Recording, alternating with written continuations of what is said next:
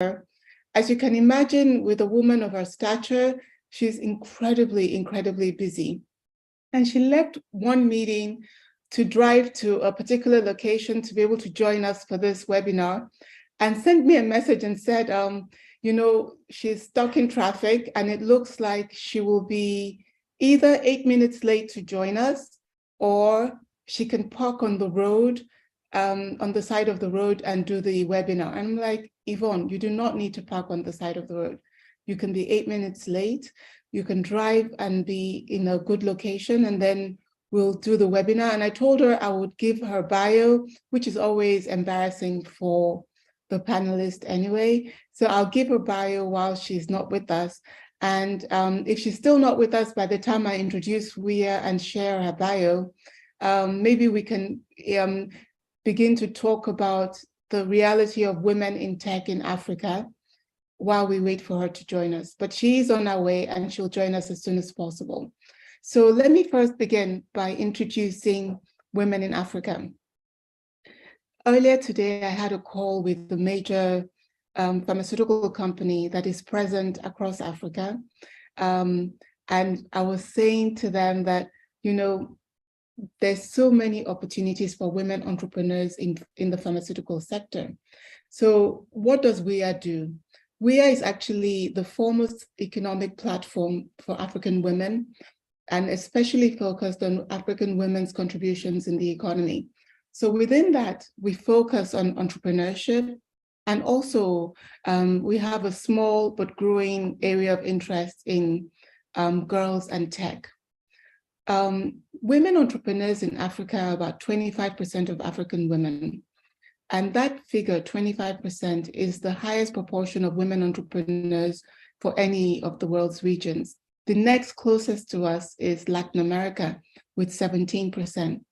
But I often think that the fact that 1 in 4 African women goes into entrepreneurship is not just because African women are enterprising, and we know that they are, but also because many of our economies in Africa don't really offer enough formal sector employment. So as women are pulled to entrepreneurship, and they're also being pushed into entrepreneurship. Where Women in Africa comes in is that we want to help the women succeed in whatever ways that they want to participate in the economy of their countries. So we have a lot of training programs that we run. We have a mentoring program that we are able to offer with support from Deloitte, and mainly Deloitte, and then increasingly also sometimes KPMG. And we have other kinds of opportunities that we offer, like some grants that we're able to offer through the support of Coca-Cola Foundation. In terms of the training, we have a partnership with Honoris United Universities, which is headquartered in Morocco, but they have campuses across Africa. I think they have 26 campuses, but they also offer online classes, which is offered to hundreds of thousands of students across the African continent. Now they are a partner with the delivery of entrepreneurship training to women and girls. And they at the moment are working with us in the delivery of training to about 7,000 women entrepreneurs in Côte d'Ivoire, in Nigeria, in Kenya, Algeria, Egypt, and South Africa. We've been partnering with Honoris for about 4 years, and our partnership only grows stronger. They're really an excellent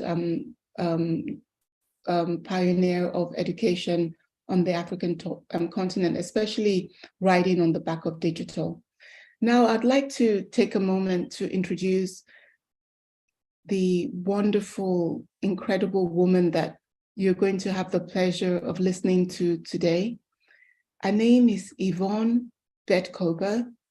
Yvonne is the head of organization development and group transformation for Volkswagen. She's an international executive with more than 18 years of experience in supporting organizations of all sizes through technology-driven transformation processes. She spent almost 2 decades working with global technology vendors, primarily in business development, sales leadership, and general management roles. Yvonne spent 14 years at Microsoft, leading emerging technology teams across Europe, Middle East, and Africa, focusing primarily on the go-to-market strategy of new cloud offerings, such as Office 365, serving on the executive board within Microsoft for Africa, introducing new distribution channels and geo coverage models, and leading the transformation to cloud-based revenue models on the Swiss executive board of Microsoft, initially in the role of director for small and medium-sized enterprises and corporate customer and partner ecosystem, and subsequently director for new business developments and enterprise solutions. Yvonne served as advisory board member for several African startups and was member of the executive board of Digital Switzerland for 3 years. For the past 3.5 years, Yvonne served as general manager for AWS, which is Amazon Web Service in Switzerland, and since 2022, also Austria. Yvonne worked with corporations and institutions of all sizes, helping them leverage technology to streamline operations, build organizational resilience, intensify customer intimacy, and enable innovation. In April 2023, Yvonne was appointed head of organizational development and group transformation of the Volkswagen Group. In this role, she supports the executive board in operationalization of Volkswagen Group's transformation towards e-mobility and digitalization. Yvonne has led teams across more than 20 countries in Europe, Middle East, and Africa, while serving on multiple boards to support digital empowerment and education, diversity and inclusion, and enablement of entrepreneurship in Europe and Africa. She grew up in Cameroon and France, then moved to Germany in 1992 to study at the Technical University of Berlin. She holds a master's degree in telecommunications engineering and an MBA from Warwick Business School. She has been living in Switzerland with her husband and 3 sons since 2006. So that's Yvonne's bio. Now, I'd like us to, since she's still not been able to join us, I'd like us to maybe set the frame for today's conversation and look a little bit at the issue of women in tech in Africa. So there's a general there's a general gender disparity issue that is global around the issue of women in tech. So it's not just an African issue. All over the world, there's a problem with women in tech. Oh, my goodness. I'm sorry, I'm trying to multitask. So now, according to Project Syndicate, in sub-Saharan Africa, the overall female labor force participation rate has reached 61%. Yet women constitute only 30% of professionals in the tech industry. Checks reveal that only 12% of global fintech founders and co-founders were women, only 12%. And only 6% of fintechs had female chief executive officers in sub-Saharan Africa. Globally, women currently hold only 26.7% of tech-related jobs. And in all previous years, women have received as little as 2% of all investment funds in a given year, and they receive far less global venture capital funding than men. So In the automotive industry, where Yvonne now is sitting at the very top as the head of organizational development for Volkswagen, women only occupied 26% of positions in automotive manufacturing and vehicle equipment and manufacturing industries. The participation rate for women in executive level positions in vehicle manufacturing is about 17%. Women of color are especially marginalized, making up only 8.9% of the manufacturing workforce and less than 3% of manufacturing management. So we can see that in many ways, Yvonne is, she breaks the glass ceiling, or maybe even for Black people and Black women, it could be more a cement ceiling. So you're really going to be in for a treat when she joins us. Can you guys tell me what particular areas of interest you want to make sure we cover in our conversation? Could you write in the chat if you have, oh, I see we already have 66 messages. Okay, let me read them. So I'm seeing hello from all over Africa. Let me see, let me go to the top and go down while we're waiting for Yvonne. Here, come here, there. So hello everyone from Deborah Madamori, Patricia Nkiruka, Unwa Ubasi says hello from Nigeria. Patricia, but Patience, not Patricia, Patience Nkiruka. Where are you writing from, Patience? Becky Ayodeji from Nigeria also, she says she's delighted to be with us. Ellie Tamunowapiri. Ellie, where are you from? And what does Tamunowapiri mean? Samira Lawal from Nigeria, Cynthia Neka Uzo from Lagos, Nigeria, Faith Uche Stevens, AKA also known as DJ Electra. So you're a DJ? Is it difficult to be a DJ? I really wanted to be a DJ. I love music so much.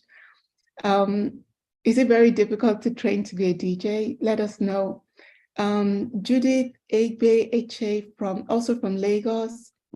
Nena Rejoice of Nelly's Fashion House in Nigeria. Igwe Nena. Igwe I thought means like God. Okay. Welcome, Nena.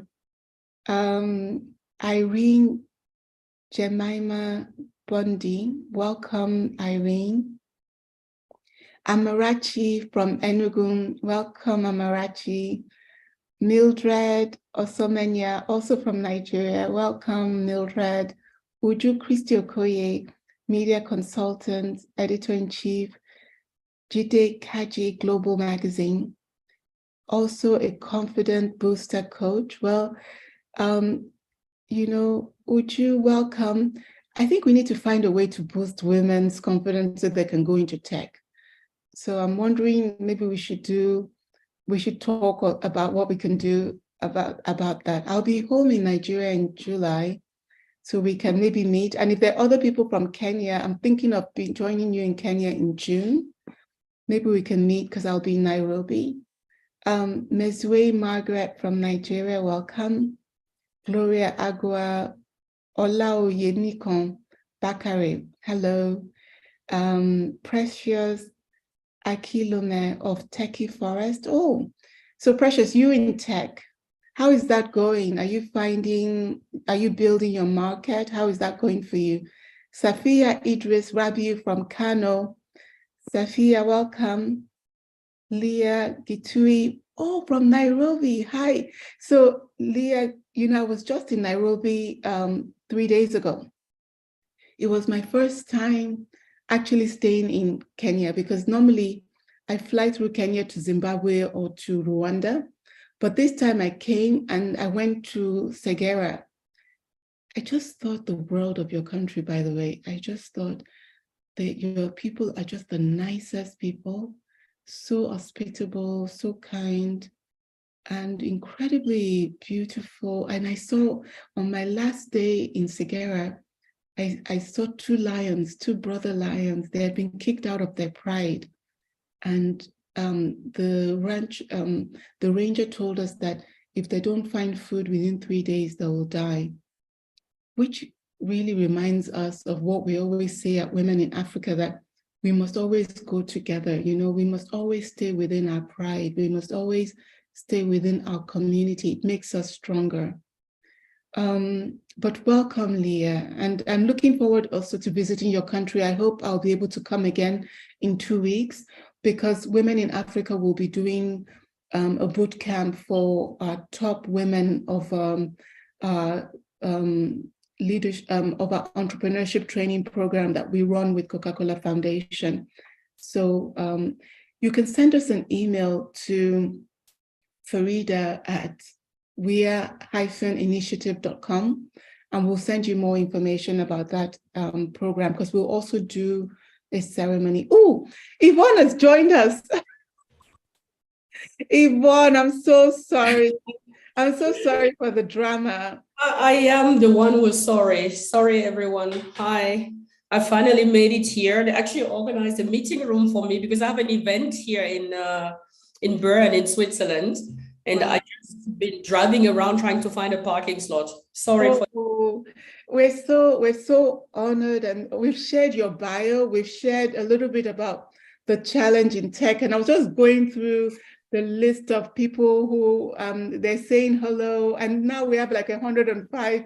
Okay, but I wanted to say to you, Yvonne, you know, because we already prepped and we're 17 minutes in, and do you have will you be able to stay with us like up to 10 minutes past? Yes, I can. Yeah, if it's okay for everyone, then I'll make it. I'll give it back the time that I've just stolen from everyone. So okay, so let's just jump right in. So the first thing I want to say is, I think, you know, whenever you enter into a field that it's not the norm to have women, we should expect that there are things you're going to have to learn, and sometimes you won't do things perfectly right.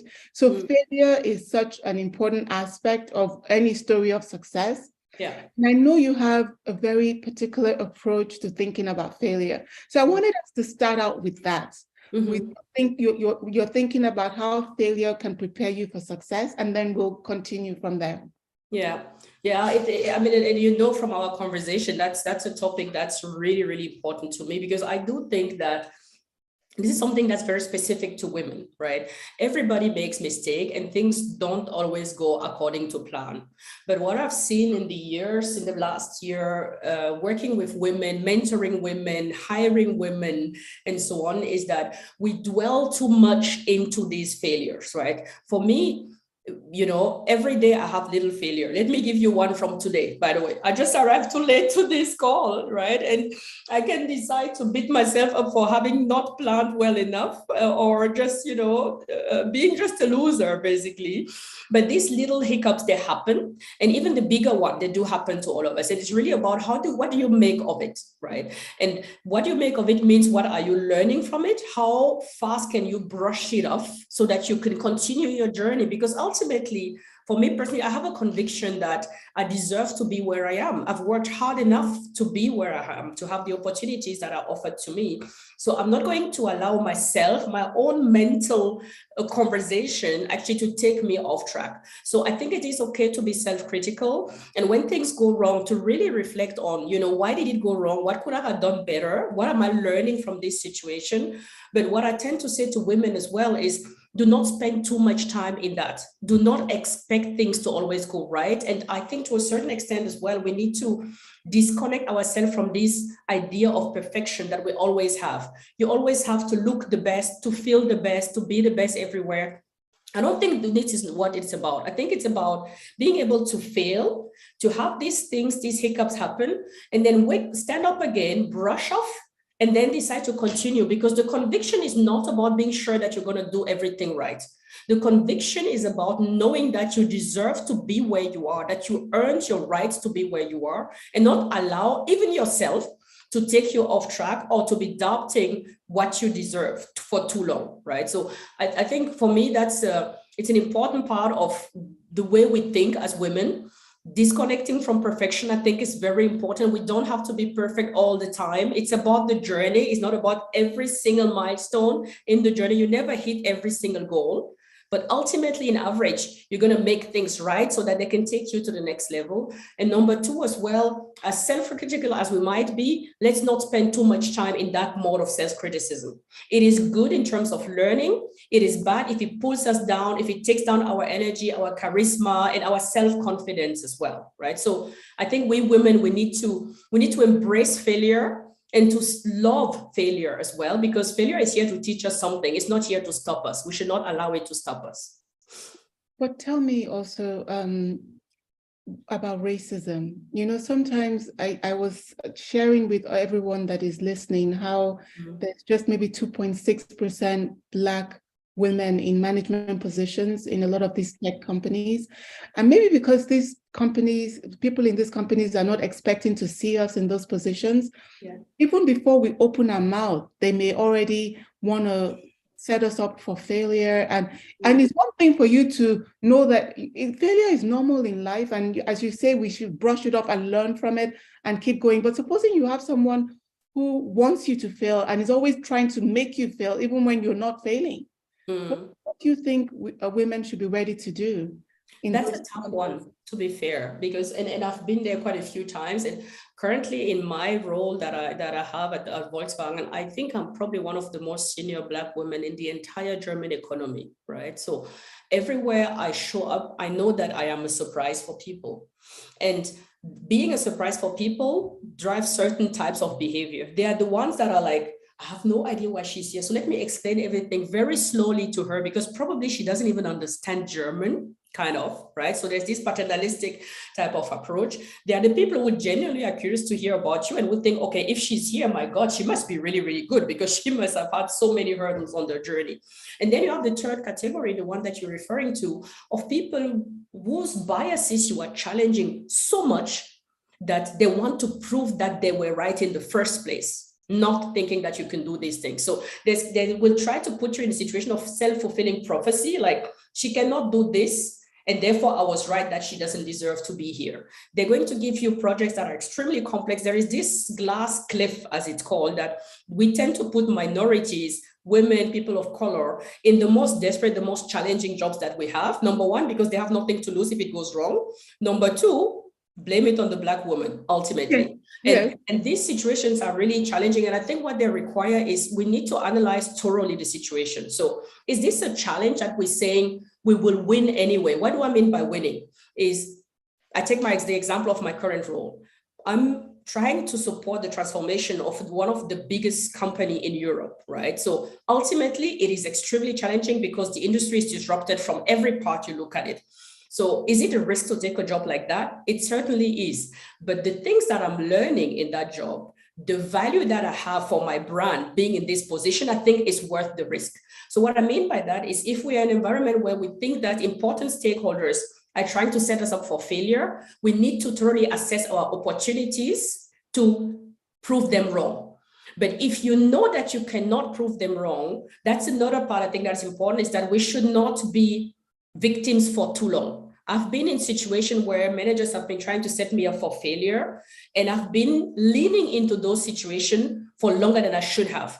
And there is emotional suffering that goes with it. There is a lot of self-doubt that is born from it because you just feel like maybe you're just not good enough, right? They keep throwing impossible things at you. You keep trying, burning yourself, trying to deliver, to prove yourself and to do the right thing for whatever organization you're working for. And it's not working. And you're being blamed for not making things work that were not meant to work in the first place. So I think that there is a necessity from time to time to look at the overall situation and see, can I prove them wrong?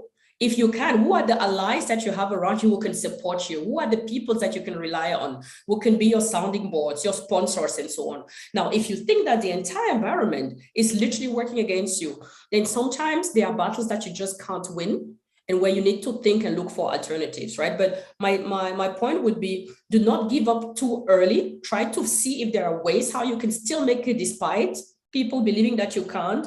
But if you see that the challenge is too big, to not be a victim, do not sacrifice yourself, to not try to be a martyr, as we say in French, just by staying there because you believe that it's the right thing to do, right? It's okay to disappoint people, especially if those people didn't have a vested interest in helping you succeed. But, I think of, men, or even, I don't want to generalize, but let's even suppose white men, that if they were in a position, in fact, they even say that sometimes when they're being hired, when white men are being hired, people will say he has the potential. So they know in their mind, the people hiring him know that they're going to support this guy to succeed.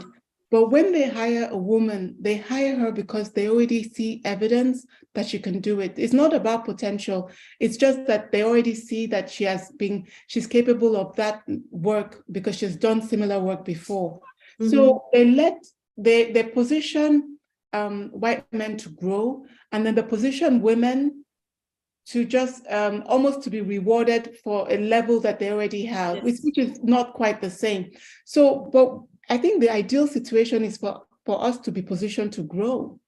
And for us to be positioned to grow, when we find, so if we have a situation where we don't quite have the skills, have you had that kind of situation? And did you find it possible to say to your team and even your superior people, people you were answering to, that so that could you ask for help so that they could help you to grow in that role? It's a very good question, but maybe let me comment on your first observation, because I think there's data on it that Black women specifically, we tend to be really the lower part of the food chain everywhere you look at inequality, honestly.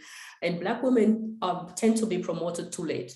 So we are being promoted into roles that we could have done like 3 years ago, right? So ultimately, there is also this bore-out effect that happens because we're being promoted too late. We have the income gap that is obviously much broader than for, I would even say, white women when you think at income inequality at work, because with promotion comes salary increase and so on, and benefits increase as well. So we have this, I'll say, this inequality in terms of our salary and the pace at which we're being promoted. And the one thing when we are in this situation that I can advise women to do is to look for additional project on the side. So if you're working for a larger corporation, try to see if you can do a project on the side that then gives you this growth opportunity where you can then show, you know what, I've done your day job, and these are 2 or 3 other things that I've achieved on the side for my company, so that you can try to accelerate that for the next opportunity that comes. That's really, really important. And many organizations now are paying attention to topics that we're very good at: cross-group collaboration, horizontal projects, sustainability topics, and so on. So if you're working in a larger corporation, try to see if there are things that you can do that even can help your company improve their brand positioning as well, because that is something that will be valued later. So that's in the situation where we're being promoted too slowly. Now, when it comes to asking for help, it's really a tricky one. I think it depends on which type of team and organization you're in. I'm very big at asking for help. So the previous team that I had in my last role in Amazon, we had built such a level of intimacy, number one, because you need that intimacy and trust of the people around you. The other thing that you actually need is a reputation. And I know that I had a reputation in tech that people know that I can deliver, that I'm very good at what I'm doing. When those 2 things are given, that you already have built a certain reputation and you trust the people around you, then asking for help is the best thing you can do to grow. Best thing ever. And with that, asking for things that you are not yet good at doing, knowing that you'll be learning by doing that. A lot of organization, and even for the entrepreneur ladies around us, having this growth mindset, this learning and curiosity is essential in order to be successful, specifically in anything that is tech and entrepreneurship related. So we need to have that curiosity and be able to help and get support, but we want to make sure that we're not surrounded by sharks, because there are other types of environment, an environment where you're pretty new to the role, you don't know the people yet, and everybody's watching you like, why is she here? Does she deserve to be here? Then you might have this kind of toxic masculinity environment where asking for help is being considered a confirmation that you're actually not competent. There you want to be careful and maybe finding peers from other teams or other industries, other people that you can ask for help, but not in your immediate direct environment. Unless you're really onboarding, you're like 2 months in a row, then that's okay. And the other thing, so I think not having a reputation yet can be a dangerous thing to permanently be asking for help, because you're confirming their beliefs. The other thing that you want to do is ask for help from people you trust as well, because you know they're not going to put that as a weakness on your side. Now, let me turn that asking for help another way. Asking for help can be a fantastic way to win those men. Why? Because they think we're not very good at all, right? So the one relationship that they're used of having with us is the one of them protecting us and supporting us and helping us out. So why don't we use that?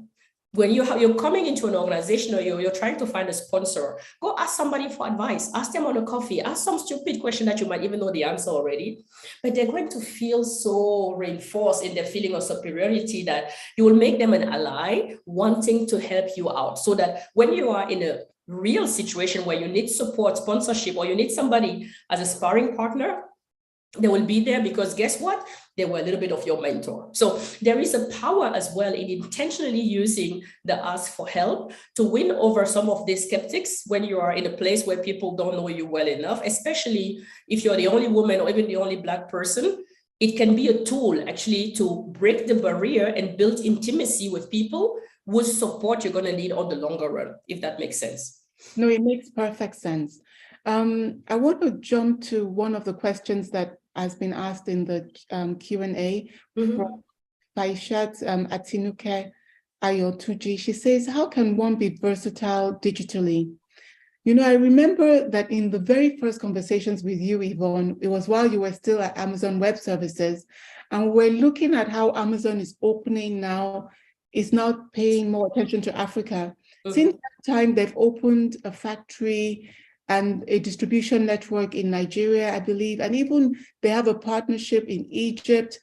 I think certainly they must have, they even have some of their AWS team in South Africa. Yes. So more and more, Amazon is looking to Africa. So I think, you know, when I think of the women entrepreneurs across Africa, I think there's such a big opportunity in the e-commerce sector. How do you think that women can be more versatile digitally? What kind of steps do you think they should be taking? That's a very good question. And that's actually something that I have a lot of energy and passion for. So you might need to stop me, right? So this digital era, it's a massive opportunity for us, for Africa, massive. Because what really is happening, I think it's important for people to understand that, is that technology is being democratized. In the past, if you had a business idea, you need to find somebody to help you buy some servers, and then you need to find somebody to write the code for you, and then you need to find somebody to maintain your infrastructure. And then, you know, $50,000 later, your idea is still not out there. Now we have so many platforms that one allows you to do the one to your question, advice number one, to acquire skills. It costs literally nothing.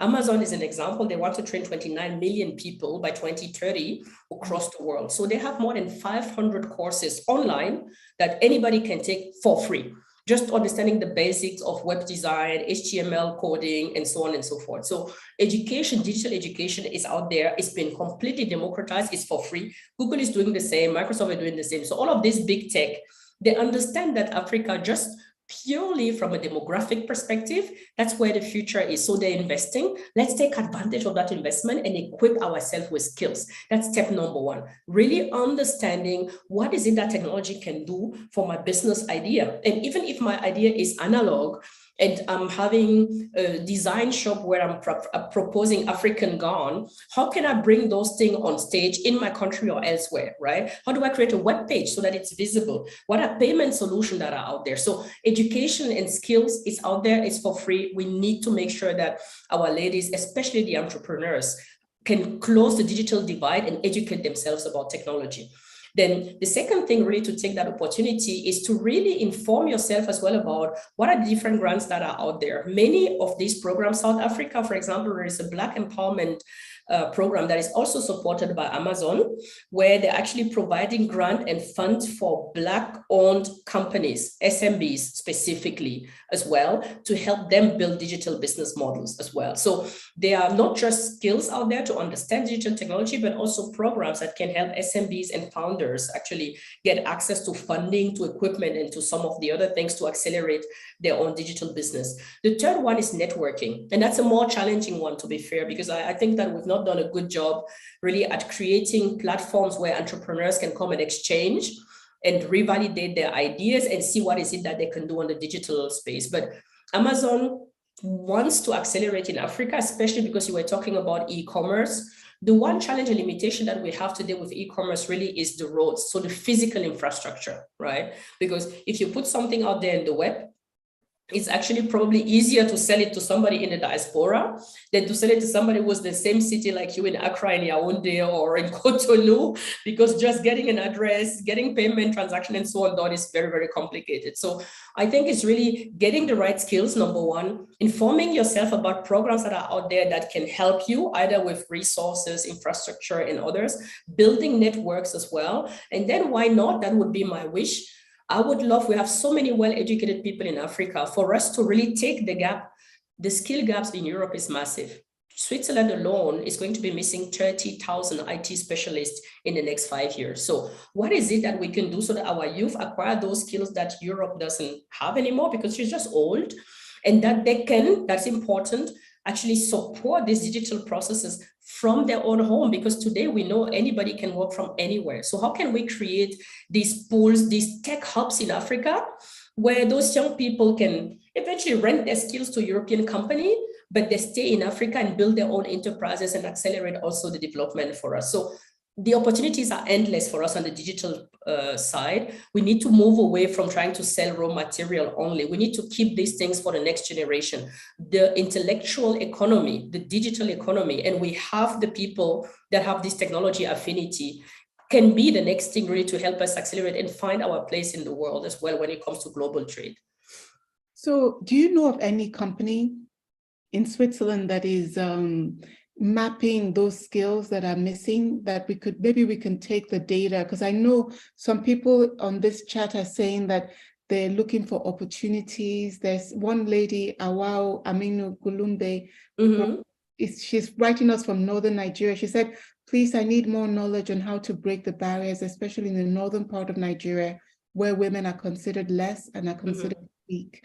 The truth is, I think that one thing that breaks barriers is when people have skills, you know, because once they have skills that are desirable, they're sought after by the market, you can't disrespect them because they're earning their money, they're sought after, they're making contributions to the family. So it will be 30,000 jobs. I think Africa can provide those 30,000.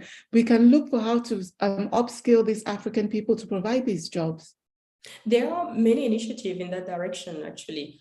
At the moment, I know that let me find out the names. There are a couple of associations. One is based in Germany that I know of. The other one I think is based in Ghana, that is actually running program for vocational training for application developers in Africa as well. And because they do have connection in Europe, they're actually bringing those people, not physically back to Europe, but they're putting them in contact with people who are looking for project workers as well. So this model are emerging more and more now. I know of at least two. So I will put you in contact with two of those people, and then you can share with the community as well. So that exists, but it also makes sense to really look online on the platform like the google.com, the Africa initiative. Microsoft for Africa has also an initiative that is called Microsoft for Africa as well, or look on the amazon.com on the South African page. There's usually a lot of information there as well about programs, the next training and so on. Amazon is doing something actually that they are going into the city and running 12 weeks on-site programs where people can really get accreditation for application development as well. So this is on application. I know that they're in 12 cities in Africa. I'll find that out as well and send it to you. So it's really, I think the challenge we have sometimes is that we don't have the information about what is out there. Obviously, it's not going to solve every problem for everyone, but there are quite a few ideas out there that someone can even take the idea and try to implement it locally. And those local organizations, especially the big techs and the big VC funds, and most of them are sitting in Nigeria and in South Africa, they are often interested in kind of sponsoring an initiative that says, okay, we want to train 20 students a year on computer science in this and that part of the city. Are you interested in providing funding for it or being a sponsor or partner? So there are programs, but we also need to create our own and try really to accelerate this digital skill building in Africa. Because, I mean, the average age in Switzerland is, I think, 44 years. versus 19.9 in Cameroon, right? So just project that 20 years from now, who are the people who are going to be in age of actually participating in the economic development of this planet? It is going to be the African. So let's make sure we get them educated so that they can take that space. You know, I just saw there was another topic we discussed, and I think we discussed this the very, very first time we met. Mm-hmm. I don't know if you remember, was in Paris. Sorry, I think that's my son calling. Let me push him away. So the very first time we met, when the president of Ghana was speaking in Paris. Yes. Remember you were responding to his remarks, which I still remember. Your comments were so brilliant, Yvonne. But you know, one of the things you said to me then was that as a member of the diaspora, that you're so keen to give back to Africa, and you're looking for the ways that we can do that. There was a study that I just saw on LinkedIn today that said that at the African diaspora, if it were a country, would be the 10th wealthiest country in Africa in terms of how much money the diaspora sends back into the continent. And that for about 10 of the African countries or more, the diaspora's contribution to those countries is 10% of GDP. 10% of GDP. I know that for Nigeria, the diaspora's contribution is about equal to the amount of money that Nigeria gets from oil, which is saying a lot, because the oil wealth is Nigeria's primary source of revenue. So it tells you the power of the African diaspora. And I know that the diaspora is already doing a lot because they're always sending money. In fact, without the diaspora, I don't know if we would have survived the pandemic, the COVID pandemic. But I actually think that we're underusing the diaspora. I think if we could build a tech platform, the diaspora could have a huge impact, because it could go beyond consumption it could go beyond paying for school fees and helping immediate needs of families to helping actually build the development foundation of Africa's economies. Could we not think of a way that we could design engagement, that we could use a tech platform so that we could really amplify the impact of the diaspora for Africa? It's a tough one, because I mean, it also goes into the reality that we experience, and you've been abroad as well, and there's multiple dimensions to that. So yes, we need to probably be more intentional about this entire wealth that is being pushed to Africa, but that unfortunately is going more into consumption and survival versus building infrastructure, investing. Now, there's a couple of reasons for it. Number one, in my case, I come from a family, my father never ever made more than $200 income in his life, right? So automatically, when you leave the country, you want to help people have a little bit of a better quality of life. So you're supporting your siblings to go to school, you pay for the fees, you pay for food. If something breaks in the house, it's going to be you providing for it. So yes, there's this immediate needs, if you think of it as a Maslow pyramid, and I think it's valid, right? That is also needed. The challenge that we have is a little bit also because of our culture, because speaking for my own, I've never managed to convince my parents to do something entrepreneurial with that money. So they feel more comfortable asking me for money when there is an issue versus asking me for money to invest and build something that will make them financially independent as well. So one of the challenges we have, number one, mentality.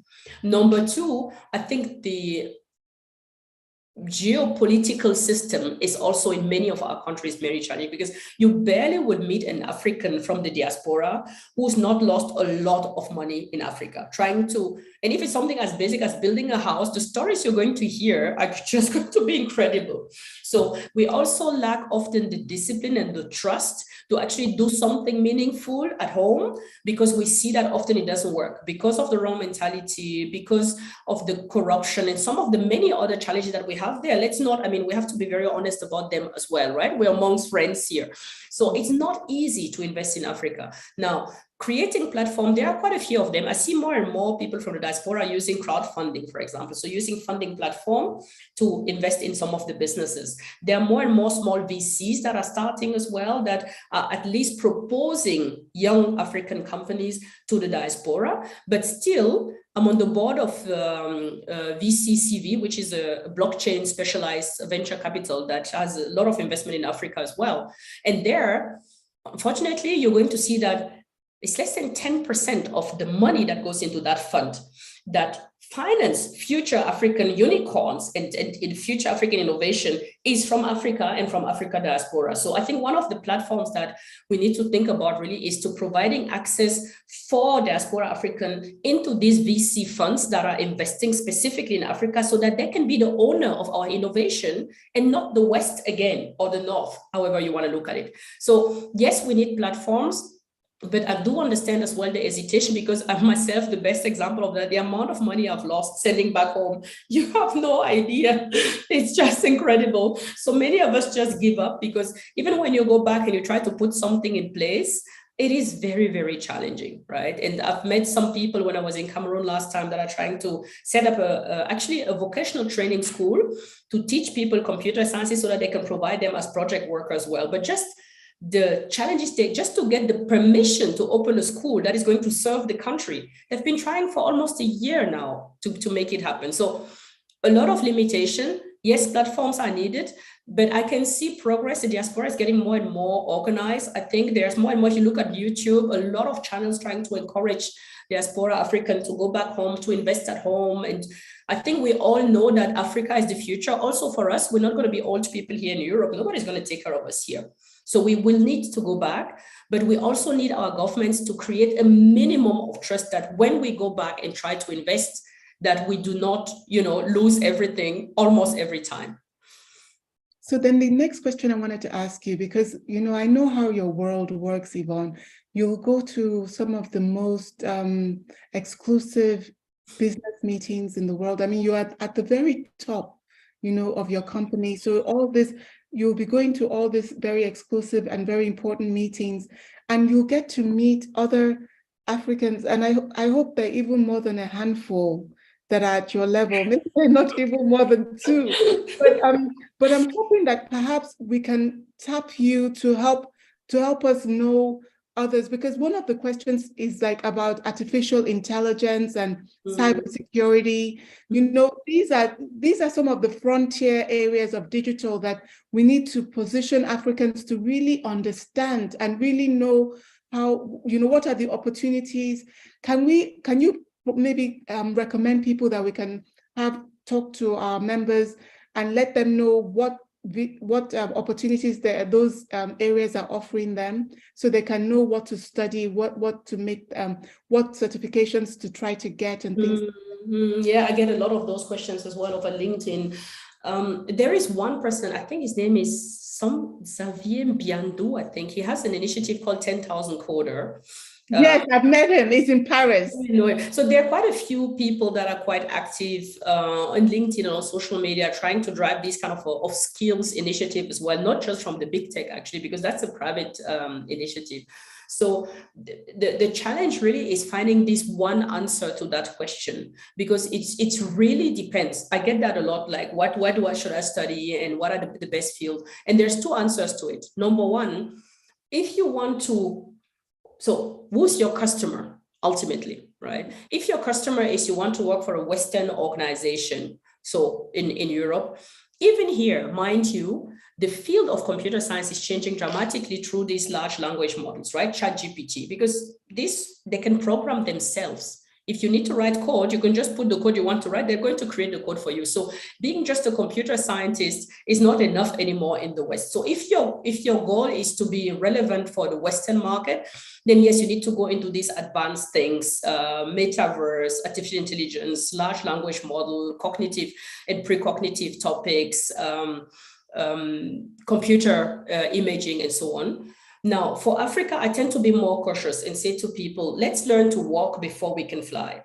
So if somebody is talking to me about artificial intelligence in Africa, when you're using existing tools the ones you use on your phone, this is all AI, right? When you're typing something on your phone. So if you're using tools that already exist that are coming from one of the global platforms, fair enough.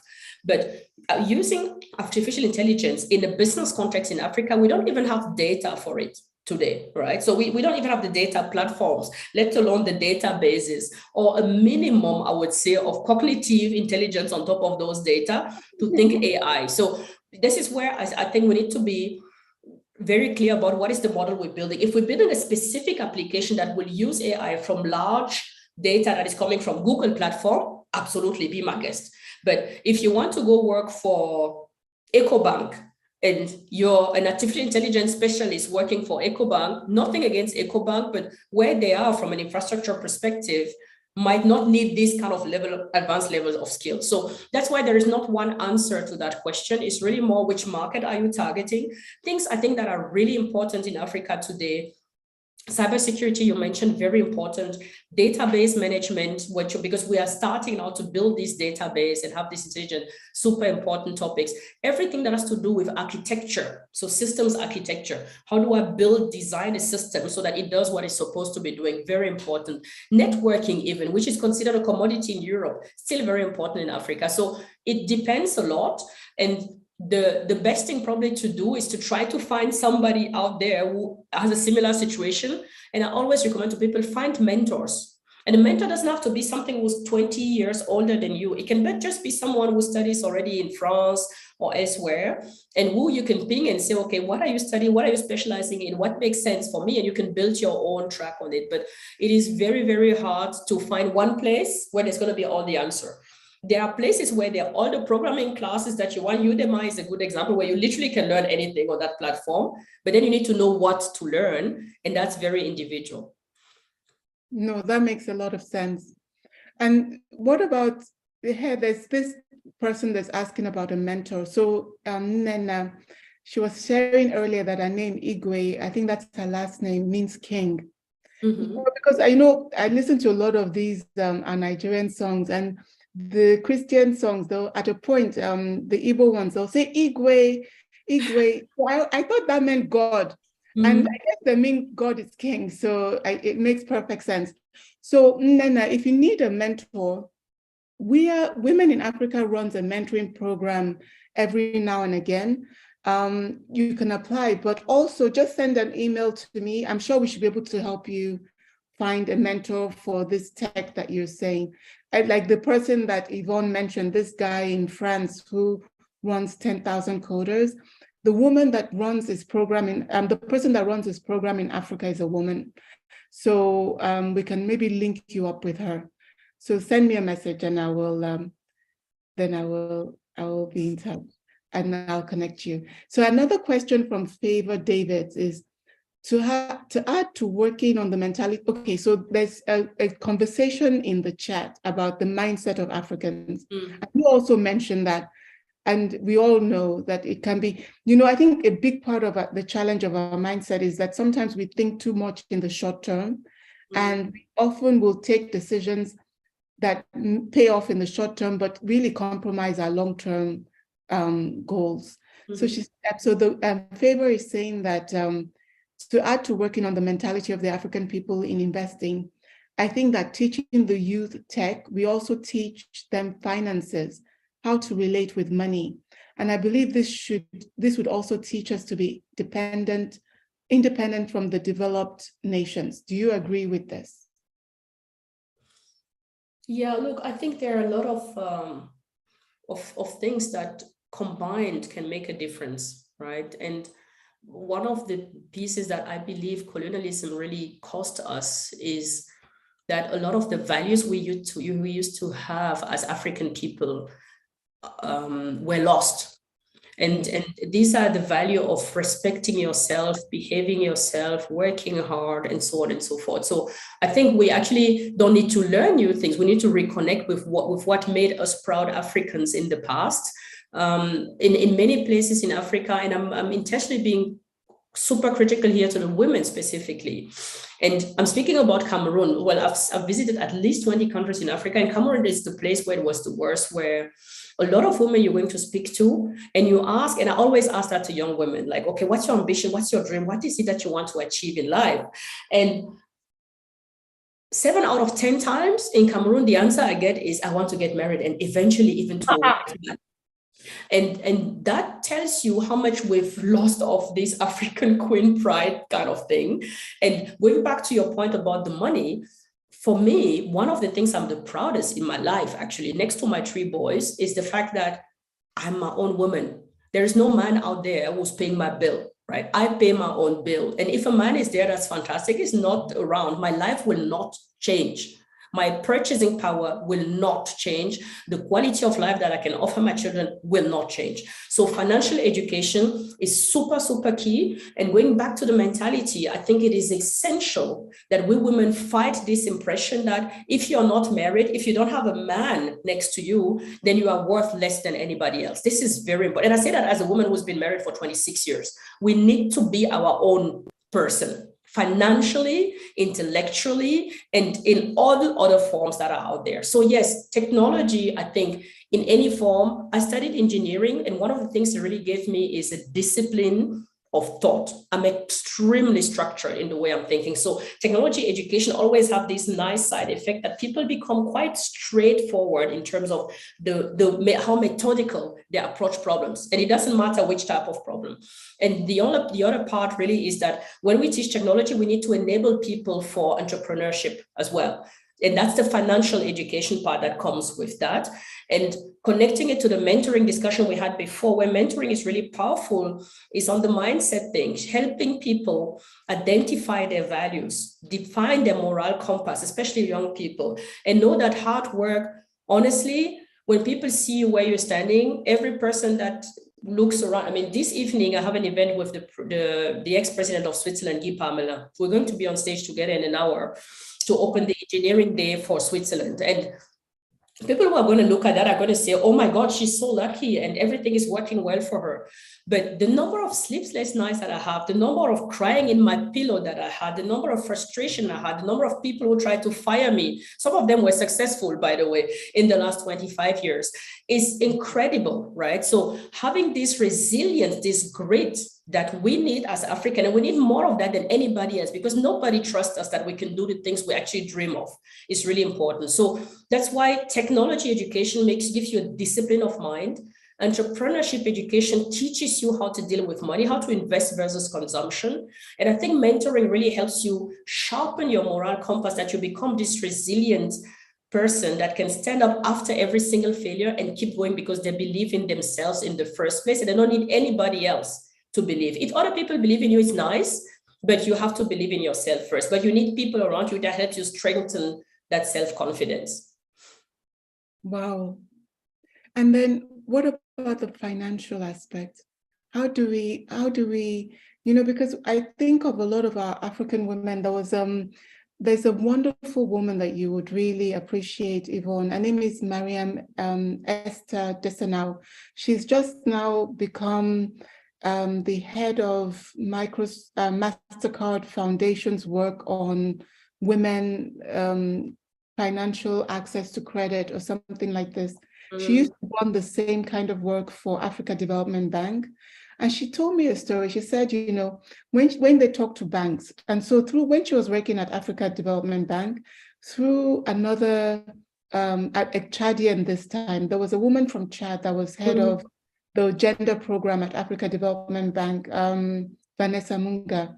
So when Vanessa was head of Africa Development Bank's gender program, she was able to secure about 300 million euro from the G7 countries to act as the guarantor for African women. The money is paid to banks on behalf of African women. So when a woman goes to a bank, then the bank already has a guarantee and they can just support her with the loan. But Mariam Esther Desenau was the person that was in charge of implementing the program across Africa. And when she was talking to the bank executives, they told her that there would be a man that would come in who has an account in the bank and a woman that would come in. Now, based on the woman's account, she was a better customer than the man. But when the man opens his mouth to say how much he wants to borrow from the bank, it will say 10x.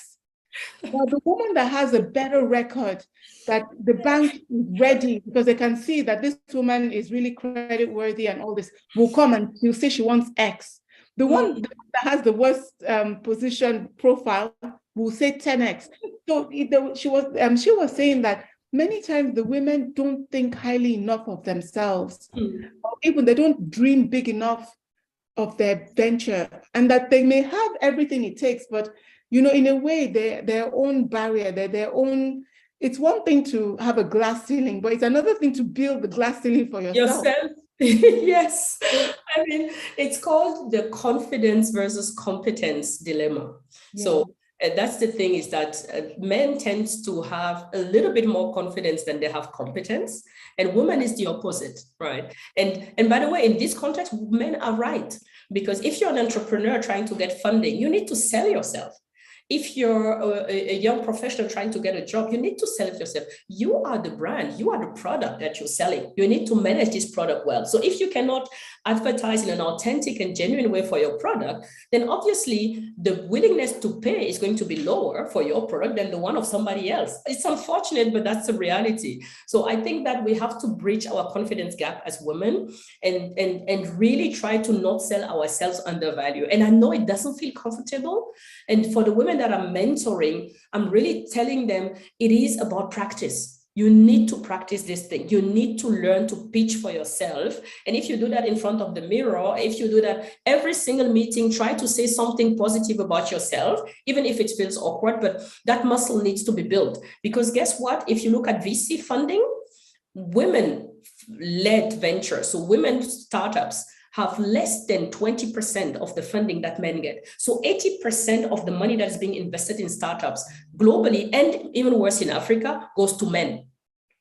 And yes, there is this cognitive bias that men anyway have, that they invest in people that are like them. It's natural. It's not something that they're actually intentional about. But the other part of as well is that we women, we don't walk into this room really believing in our ideas and making sure that we can bring that belief and that confidence into the other person that is going to put their money into us. And there's a lot of things that goes into that.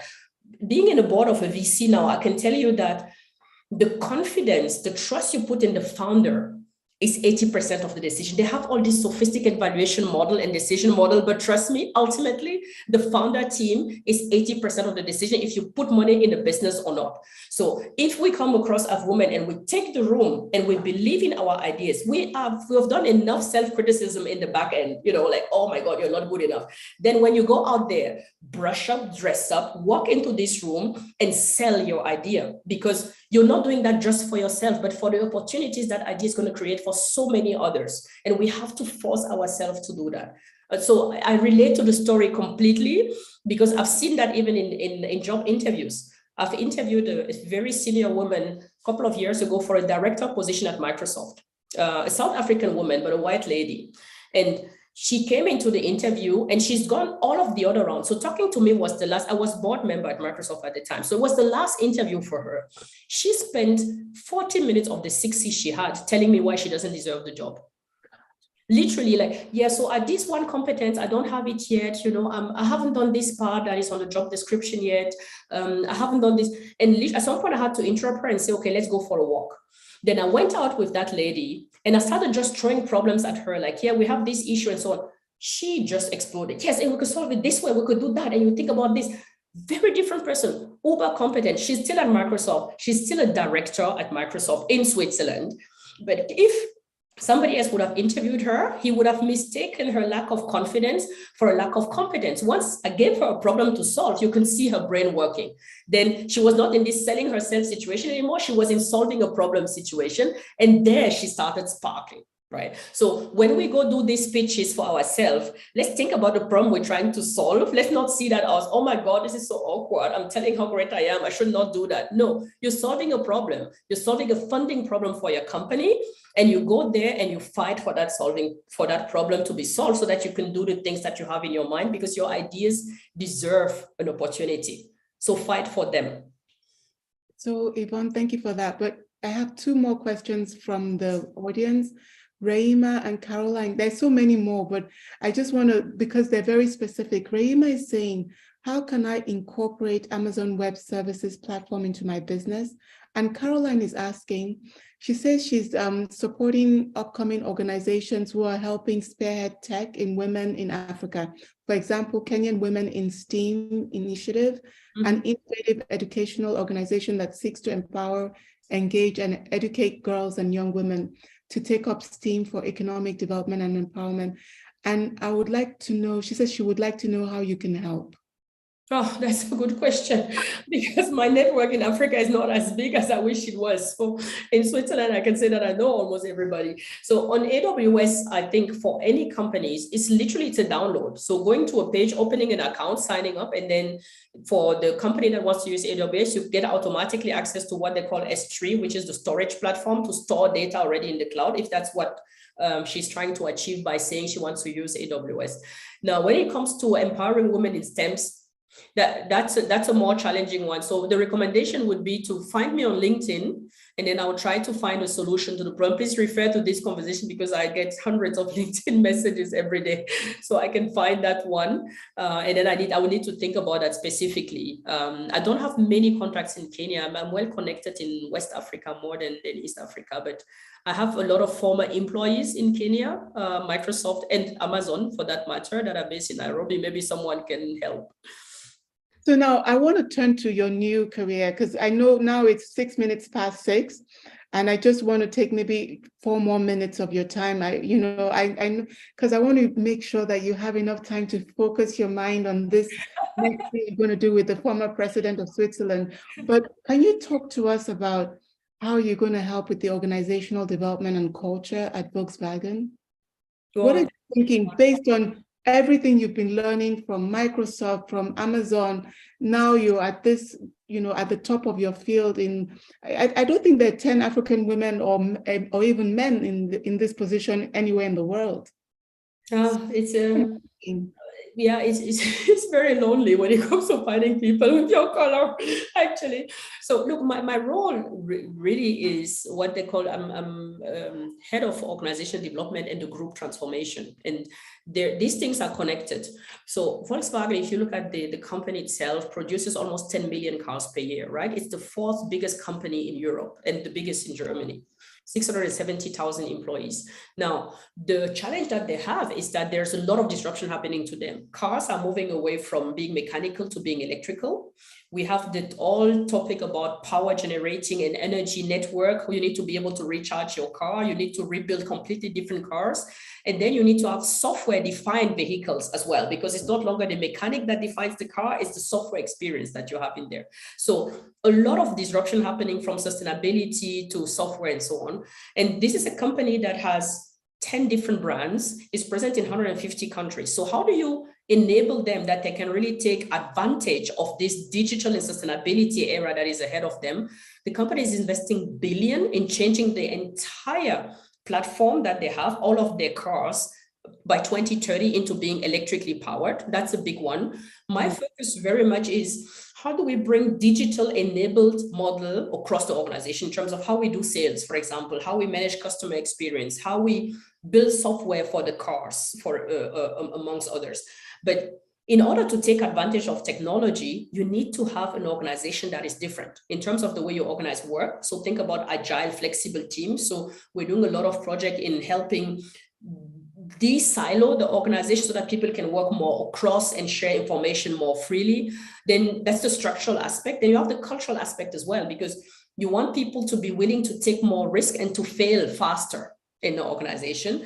And that in a German context where perfection and quality is a religion almost, right? And you need to teach people that great perfection is great and quality is fantastic, but you don't just want quality of innovation, you want frequency of innovation in the digital age, right? So how do you move them from wanting to get everything 100% first time to saying, make smaller things, make them 50%, learn from them, and then decide if you go 100, right? So there is really a 3-dimension that in my role. One is really the technology transformation. How do we bring new technology to accelerate the way we do things?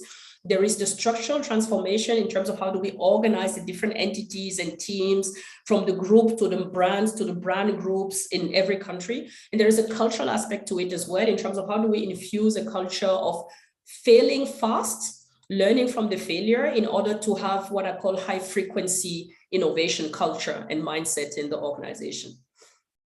So Yvonne, I want to commend you for what you're trying to do with Volkswagen. I was actually just in the last week with Iru Mizuno, who was the head of the